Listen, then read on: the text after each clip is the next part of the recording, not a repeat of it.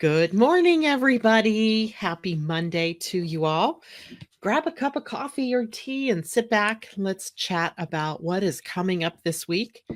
I've already nicknamed the week, right? I sat here and all of a sudden I realized this was the week of the woman. This is the week of woman power. This is the week of the divine feminine. So let me explain a little bit about what I mean by that. This week starts out. Good morning, Roseanne. I missed you on Friday. We did our Friday for you. So this is a week where the energy of the divine feminine, the energy of woman, is very prevalent. And we're going to be seeing that through various ways and means and various facets of the divine feminine this week. We start out the week with we start out like right now this morning with two of these factors in play. One, we start out with the black moon Lilith having made her move out of Capricorn, where she has been dealing with the energy and shadow of control issues, and now moved into the energy of the shadow of power. Or is it powerlessness? Either or, right? And the black moon Lilith is very much the feminine shadow. So that is what we're now going to be dealing with, as she has now made her move into 0 degrees of Aquarius and will be there for the foreseeable future. And let's see. Good morning, Libby and Suzanne. It's good to see you. April, good morning. April, I still need to call you back. Yikes. I totally forgot. Totally had a busy weekend. Yesterday got totally away from me. Let's see. Mimi, good morning. Good morning. Good morning. And isn't it interesting that we mostly see women here in our daily Meta Cafe? I don't know if that's because I'm a woman and I just draw women, or if men just aren't as interested in this type of thing, because we do have our Tom out there. We definitely see Tom. So I don't know what that's about. So Black Moon Lilith, now in Aquarius, she's helping us to deal with power, where we are becoming empowered. And then we also have today that planet Venus, the goddess of beauty and harmony and relationships, moved into Libra. So we have two facets of womanhood moving into new signs as we start out this week, and culminating on Saturday with the the new moon and the solar eclipse. I'm sorry, I was distracted because my weather alarms just went off, and that shouldn't be happening on a Monday, but it did. And so I was like half listening to what was going on, and it was just a test. At any rate, and so the energy of woman then culminates on Saturday with the solar eclipse, which happens to be a partial solar eclipse, but a solar eclipse nonetheless. And a solar eclipse can only occur at the new moon. So we have an opening, a gateway, a portal, something new going on. And that is with the energy of another asteroid, which we haven't really talked about at all here, the goddess Pallas Athena. And so she is, as you know, the warrior goddess. She in mythology sprung from her father's head. And so there's also an element of wisdom that is relegated to her. And also here is another sense of grabbing onto our intellectual power. And see, she's very much about balancing the two hemispheres of the brain, right? The left brain, very much about intelligence and intellect and facts and the logic side of our brains. But also then, because she is the divine feminine, or she's part of the feminine, there's that energy of the creative side as well. So really interesting week as far as the energy of the feminine is concerned. We're going to see her in her glory. We're going to see her in her shadow, and we're going to see her in her power. So we have a lot of ways that this can show up. Now, granted, we live still in a fairly masculine world. So what we may see in the outer world is the divine masculine struggling with the rising divine feminine energy. And in fact, I think sometimes, at least here in the US, and I know some of you aren't here in the US, but for us in the US, we can see this often mirrored to us by our president. and the various 2-year-old ways that he reacts to things that are going on in our world or in this country. And his what can we say? As Mimi puts it, 45. Yeah, we don't even name him sometimes. We just call him 45. Um,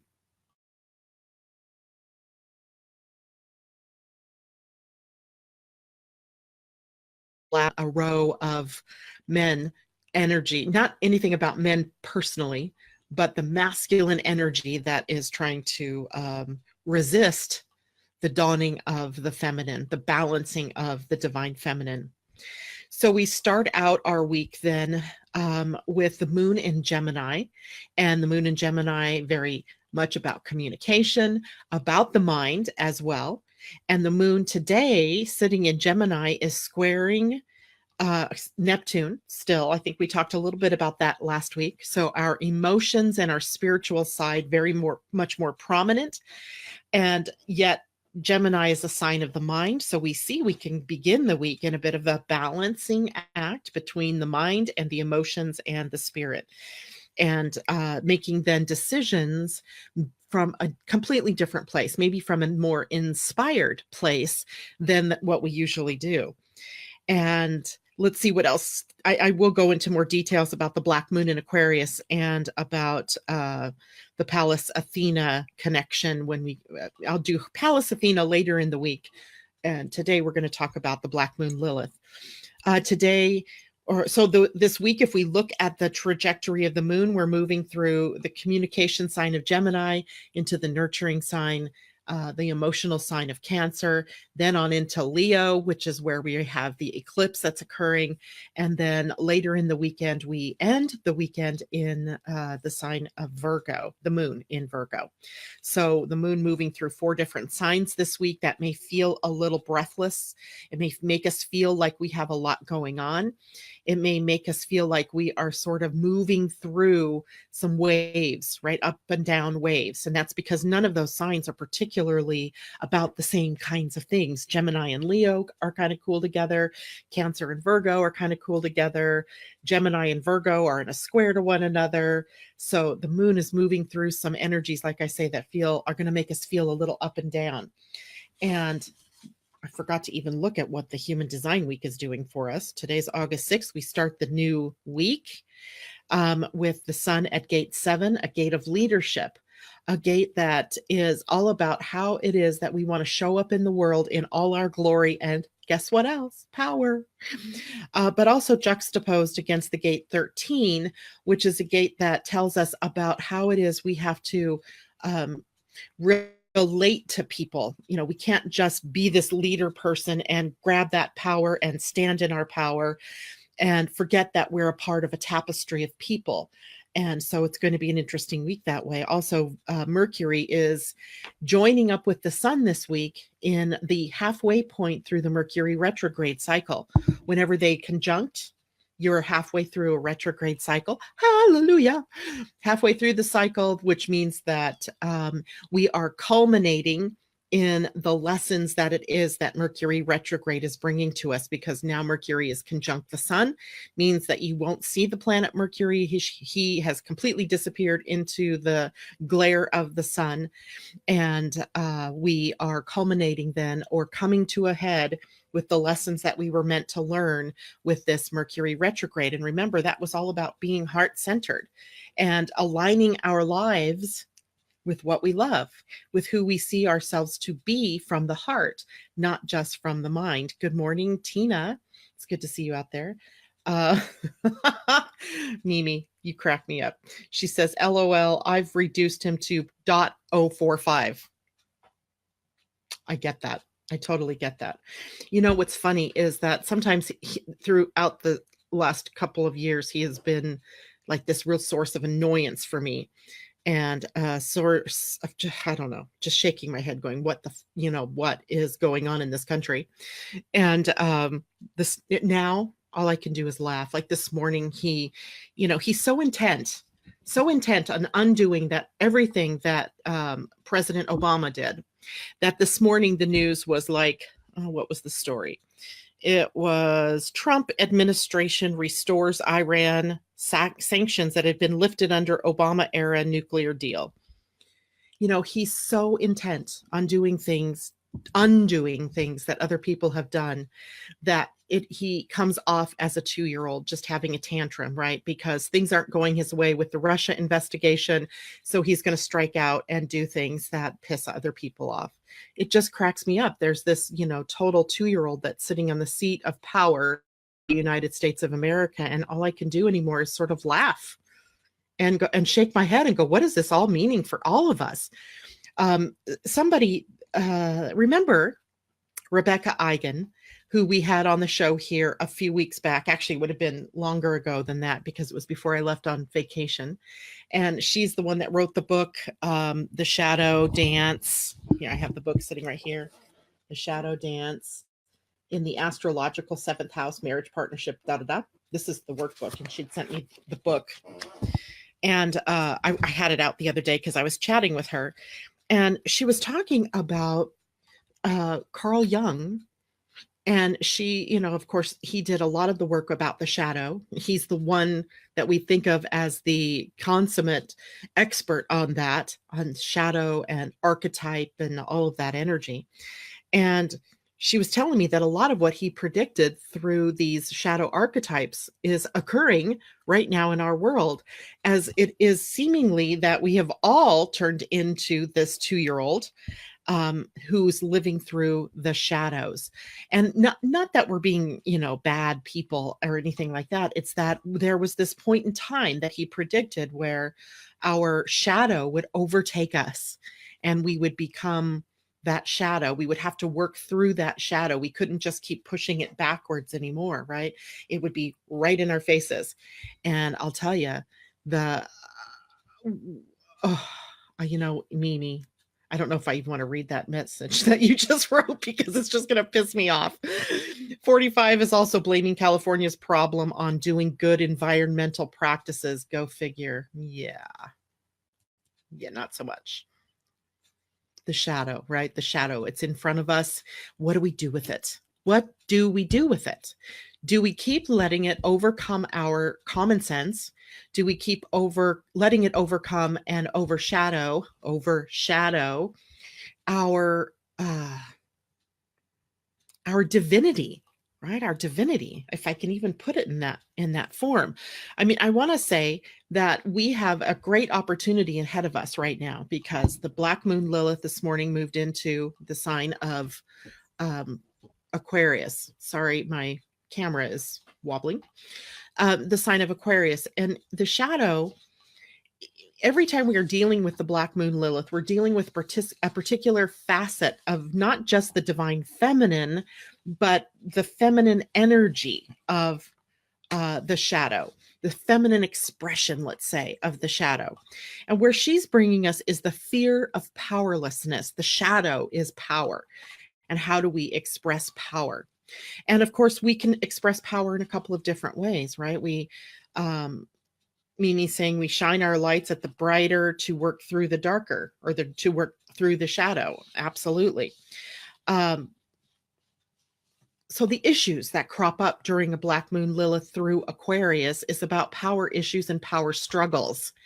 And what we see on almost a daily basis is this power struggle, whether it's between Republicans and Democrats, whether it's through the masculine and the feminine, whether it's through any number of different things, corporate America and Americans, whether it's through, oh, God knows, the black and the white, the light and the dark, all of these things, are situations that we will have to work our way through here. And the force of the Black Moon Lilith in Aquarius is unrivaled throughout all of the signs that she could be in, right? All of the signs. And it is where we are going to have to work through the shadow of being either emotionally or intellectually overpowering to other people, or do we come into some kind of a harmony with our own power and with the way power works in the world. Abuse of power is another thing that's going to be up in front and center for us over the next several months as we work through the Black Moon's shadow, casting shadow in the world. Wherever she is in your own personal chart is where you will personally be grappling with the energy of this shadow.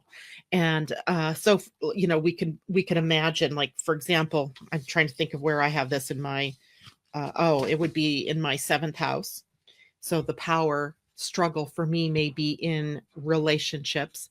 I may have to work through that energy in my life. In fact, we have been working through some of it already. As we began to move through the end of Capricorn with the Black Moon Lilith, she, excuse me, was probably already sitting in the house that she would be in during this transit in Aquarius. So you may already see where control issues that you might have been experiencing are now transitioning over to you being able to empower yourself, but not to take that power from other people in order to empower you, or in our president's taking power away from someone else in order to make himself empowered.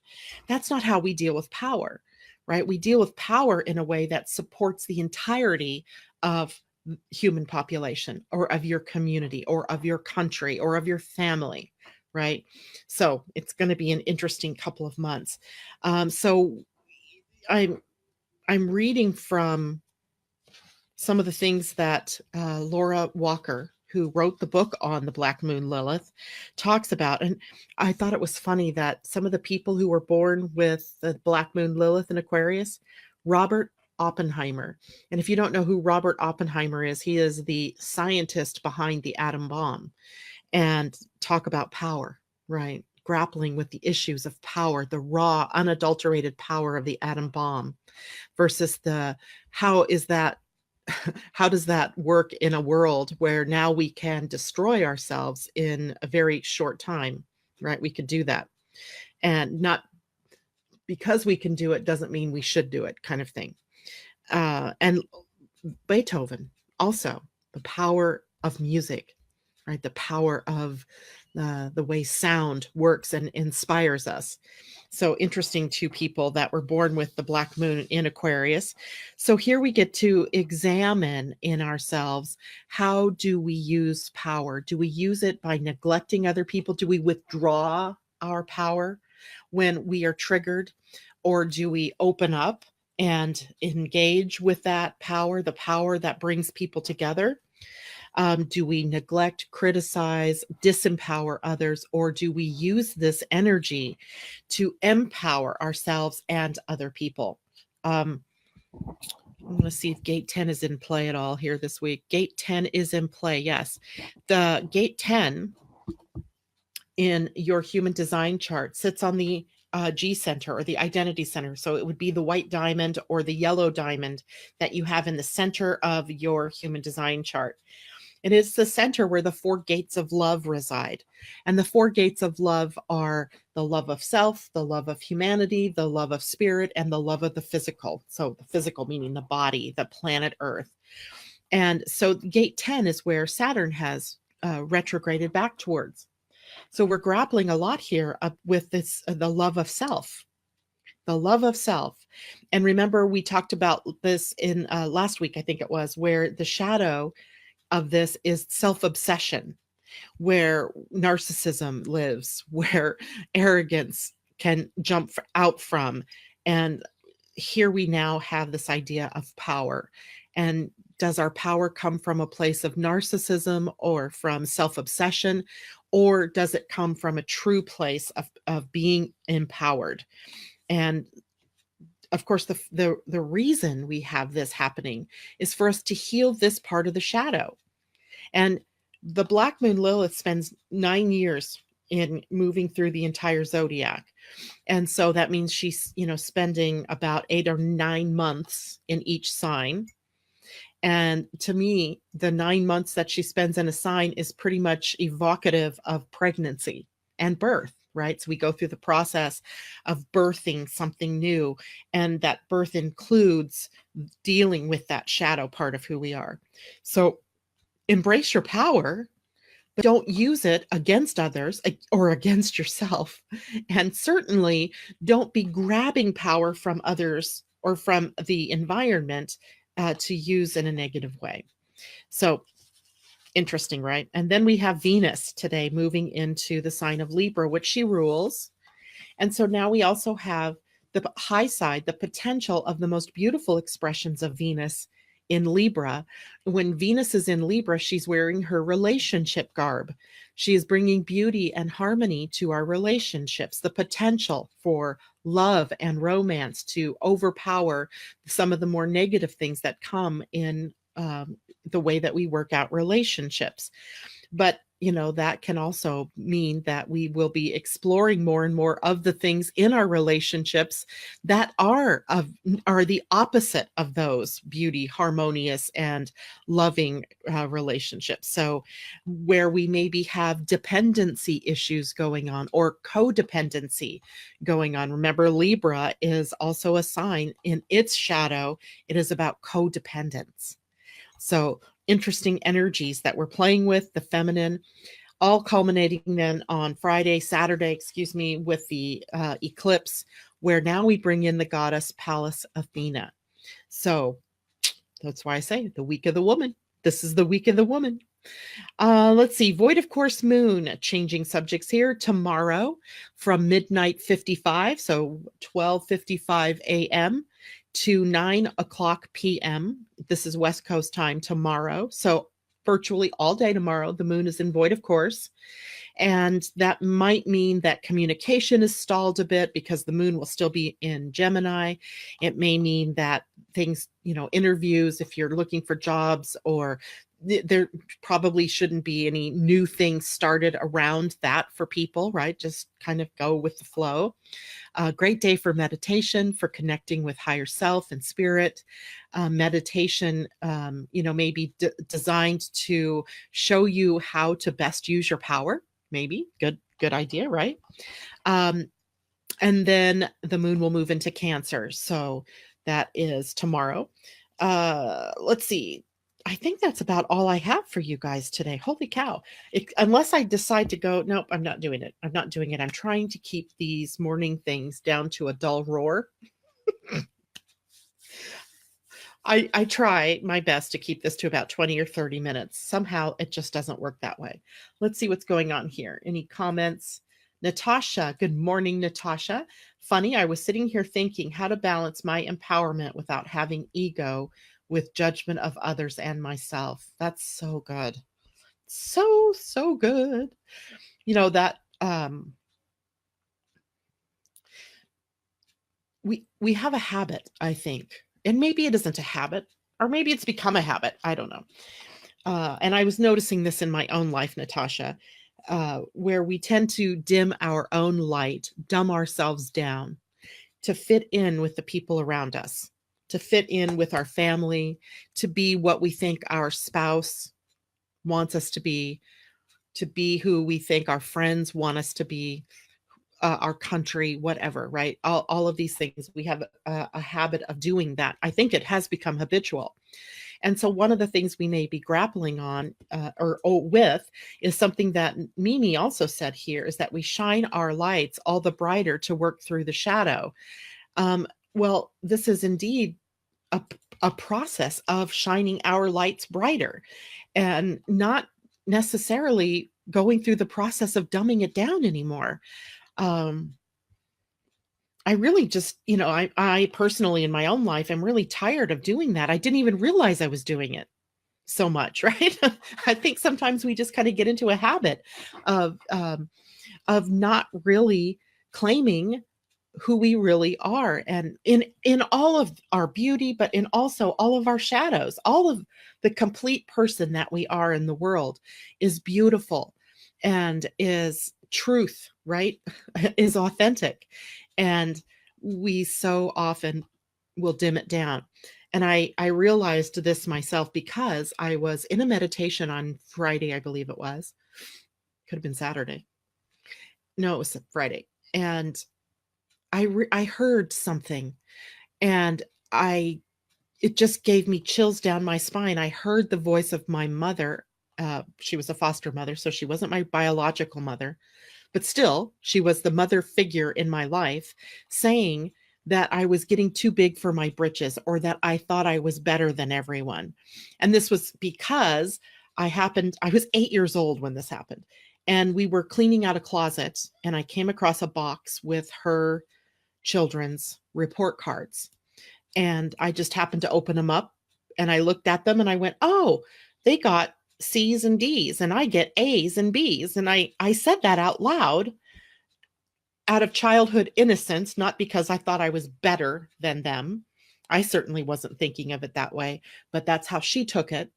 And I remember that feeling of, oh my gosh, I've got to keep myself down. I can't be better than other people, because then I incur the wrath or the I don't know, even know what to call it, of my mother or of people in authority. So at that point in time, and this is just a memory, memories come up unbidden. And on my conscious mind, I'm like, yeah, so what? But as a child and being, in those very young years, did I take it to heart? Did it become this shadow now that has had me dumbing myself down, or, putting that light out, or, bringing the light down a little? And I thought it was funny because I am totally obsessed in my life with turning the light up. And the light, literal light. Like, I had my husband go through a process yesterday of realigning all the lights in my living room so that when I sat down to either read or sew or do something, that there was more light for me to see by. And so I'm just laughing inside, because all of this is a very physical manifestation of a more spiritual shadow that's going on within. And all it takes is for you to sit with yourself for a moment, and you will see where it is in your life where you have put that cap on. Maybe, let's put the hat on, let's dumb ourselves down, let's make ourselves smaller, so that if we don't shine our light too bright. Because if we shine our light too bright, we might be told that we think we're better than everyone else. We might be told that we're getting too big for our britches, or any of those things that our parents might have said to us, or other people, teachers, your siblings, your friends, your husbands, your wives, might have said to you in a moment of pique that they maybe didn't even mean. And maybe you've even been in a position where you've said that to someone, because it's what we do. And I'm trying to think back, had I ever done that to my kids? Who have I done that to in my life? And how do I now empower them to shine their light at the brightest that they can, right? We don't need a bunch of people with their light dimmed. We need a bunch of people with their light as bright as possible. Natasha, oh, the seeds that are planted when we are younger that we are to let go of. Great job seeing your seed that became a shadow. Yeah.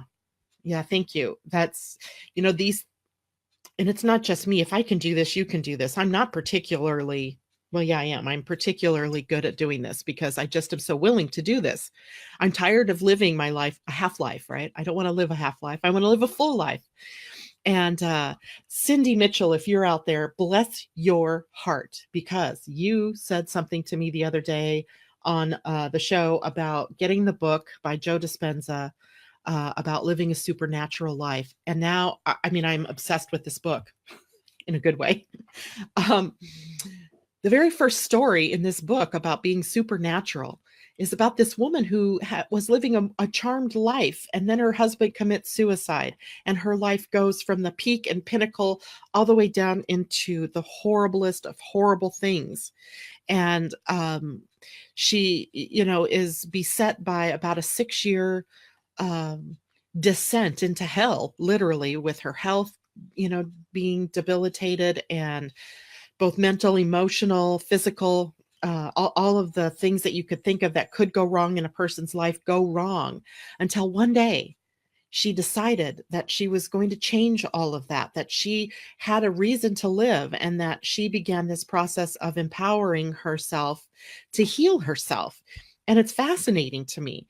It is absolutely fascinating to me, the power that we all have to change our lives. Personally, you have that power. And is that what we're really learning about now? Is that the process that we're going to be moving through in these next 9 months? What are we birthing? Perhaps we're birthing more and more of our own wisdom and our own power and our own embracing of the divine masculine within us as women, right? Pallas Athena in this eclipse is going to be very powerful for us to take a look at our father energy. I'm just going to give you a hint of that. Well, I want to really go through that more in detail as we go through the week, because that's huge. That is huge in our lives. It is huge for us as women to embrace that authority part of ourselves that was represented by the divine masculine in your life. And if you are like me, the divine masculine was not a very good I don't know. There wasn't a divine masculine perhaps in my life. Certainly there wasn't a role model there for me to look at. And so we maybe as women have to look at what did our father's energies bring to us? How did it sow the seeds of our disempowerments? Or of our need to embrace more of our power. It'll be an interesting time. So I think we can learn a lot by looking at the goddess or the goddess asteroid, Pallas Athena. And that means also wanting to take a look at where she is in your own chart. And I can't remember where mine is at the moment, but we shall see. She's pretty far out there. So my guess is she moves rather slowly. And so we will be taking a look at that. Asa, love it. What I need. Thanks. I will get the book. Get the book. I got it on Kindle, so I can read it and reread it and reread it. I could do that in a physical form too. I just like Kindle. It's faster. I could get it right away. But the book so far is fascinating. And I love Dr. Joe Dispenza. If you guys are not familiar with him, he is incredibly brilliant. He's a scientist. He is a metaphysician. He really does a good job of blending both the science and the, which is interesting. Okay. He does a really good job of blending the supernatural with the natural world, the science with the mystical. And isn't that, after all, sort of what we're here with the masculine and feminine energy trying to do, right? To blend the supernatural, the mystical, the esoteric of the divine feminine with the more pragmatic, authoritarian, by the way, has negative connotations, but the word authority is its base, its root, and it means claiming your own authority. And claiming all of that is a very masculine endeavor. So we've got, again, the blending of the masculine and the feminine. It's kind of perfect, right? There's a sort of beauty and coherence going on in the universe at the moment, even though it seems like we are doing such negative things and that there's such negative things going on in the world. They're really calling us to the shadow. And what is the meaning of that in your life? So anyway, it's a big week, I think. I think it's a big week. It's a turning point week in the year, as Natasha or Suzanne, thank you, Suzanne, for sharing some of your Lunas information with us. Remember, today is that cross-quarter day. It's a turning point in the wheel of the year. The wheel of the year turns through what we know of as the seasons, but there are also the halfway points in each of those seasons, and it becomes that key that turns, the turning point. So what are we bringing into harvest, right? Because the summer was the solstice, and this is the halfway point now between the summer solstice and the fall equinox. And so that halfway point says, okay, what are we bringing into harvest? What are we harvesting? What are we bearing fruit in? And so that is very interesting, don't you think? Right? What's that turning point? The turning point today with both Venus and the black moon Lilith changing signs. I can't make this up.